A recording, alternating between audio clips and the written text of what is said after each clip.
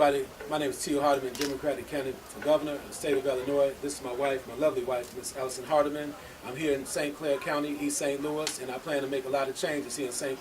Clair County, help the people out in major ways, rebuild the economy here, try to rebuild the city of East St. Louis as well, where it can look like a little small downtown Chicago. And I have a lot of ideas. I have a 2020 plan for the state of Illinois, which represents a perfect vision. And it's very important for Tio Hardiman to get the support from all the working class people in St. Clair County. That's why I'm here in a major way, because I plan to shake hands, talk to people, spend time talking to people every step of the way, because I think it's very important to look people in their faces and talk to the people about what I plan to do for them. This piece right here is called Time to Be Heard, dedicated to the one and only Tio Hardiman. Our state is in a state of emergency.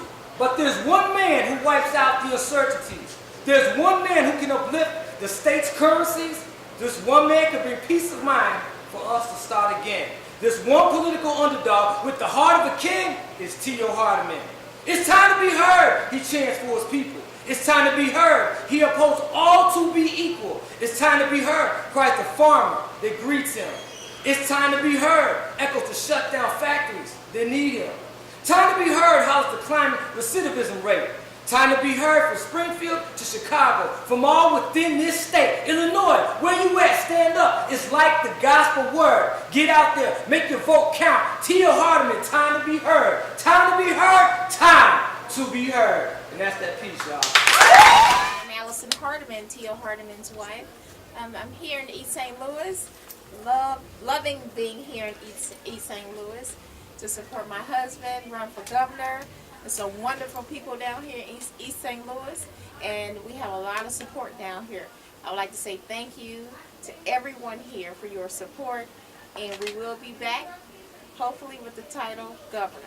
I didn't think about running for governor overnight. I thought about running for governor 4 years ago, but God woke me up over the last year and said, look, now's the time.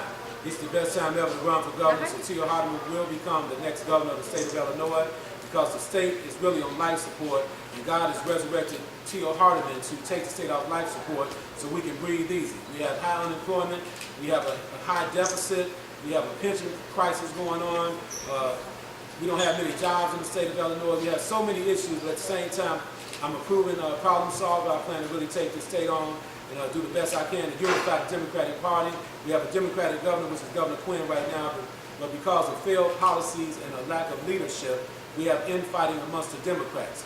I have a proven track record when it comes down to resolving conflicts, and that's why I'm here also to actually stand in the gap for the working class people. That's why I'm running for governor. Plus, I'm nobody to play with when it comes down to debating people. I'm standing on solid grounds out here, because the politicians we have in office right now, for example, they're the reason we're in the condition we're in. So don't come to me talking about political experience, because all the people with so-called experience, we got a government shutdown with experienced leaders, okay? That's right. We got a state crisis in Illinois with so-called experienced leaders. Right. So my thing is, stop going with the status quo and go think out of the box. Elect Tio Hardiman for governor and Brunel Donald Shea for lieutenant governor of the state of Illinois. Also, I wanted to add on to that piggyback, Governor, if I could. I see a lot of people in the jails. I go in the back. I get to go in the back and visit with inmates, and all of them are just saying, I need a job. I just need something to do. And I feel like, if someone gets out of prison, they have done their time. We cannot be double taxing people. Once you've gotten your time and you get out, you should have an opportunity to work as well. If a person is getting up every day, putting on their pants, putting on their shirt, putting on their tie, going to work, do they have time to think about knocking you upside your head, waiting on you to leave your house to go rob your house?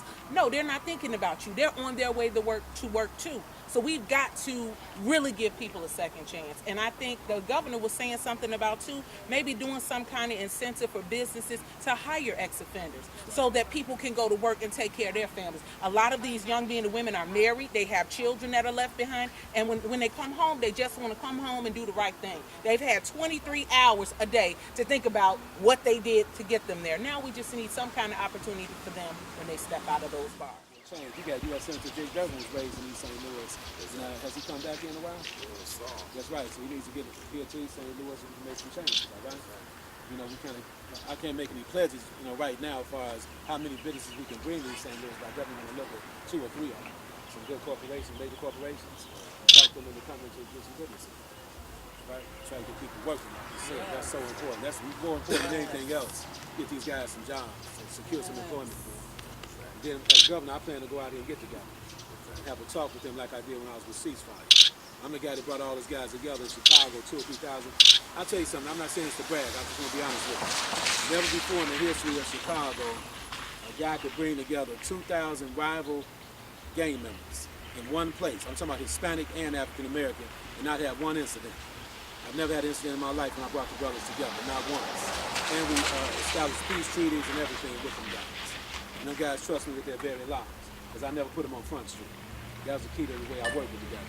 I never had a guy come in and say what gang he was in. I never had a guy come in there and flag nothing. My thing is we're talking about peace, and I had universal respect from all the young guys. They still respect me today.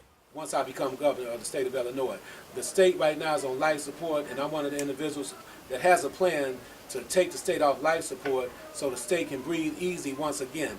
Right now, the pension crisis had the state clogged up with like cholesterol. And I'm just using the word cholesterol because there appears to be no solution in sight for the pension crisis. And then in order to remove cholesterol from somebody's body, you need the right medication. So the state is sick, and Tio Hardiman represents the cure.